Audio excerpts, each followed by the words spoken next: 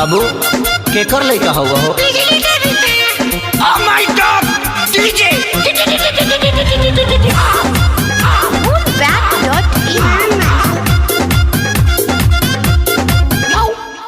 जहिया से आइल न भार ससुरा से नहीं हार, जहिया से आइल न भार ससुरा से नहीं हार, ओकर छौड़ा रातो दिन हमरा घरे रहता।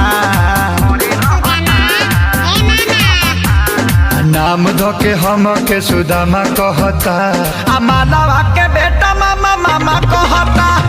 नाम धो के हम के सुदामा कहता, आ मानवा के बेटा मामा मामा कहता।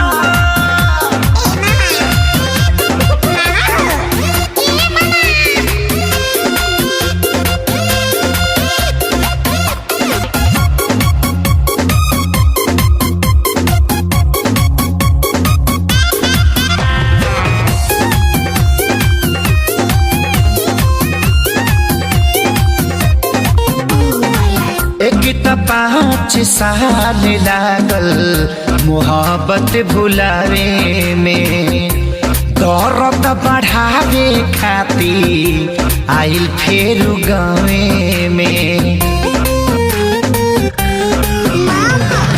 एक त 5 साल लागल मोहब्बत भुलावे में, दर्द बढ़ावे खाती आइल फेर गावे में। मन करे खाली जहां हमरा पर टूटल बा कहर, अपना माई के उ सोना हमके तामा कहता।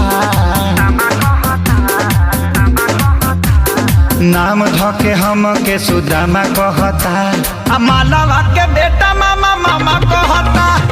नाम धो के हम के सुदामा कहता, आ मानवा के बेटा रे मारे एक झपड़ में हाथ देला भाग धरी माई।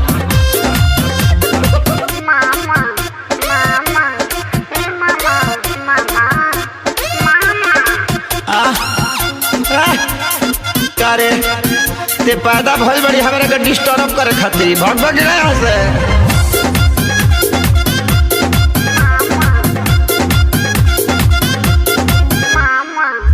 मारेला दे हतिया ताना होई न बारदास जी, पूरा इज्जत के हमारा भइल सत्यानाश जी।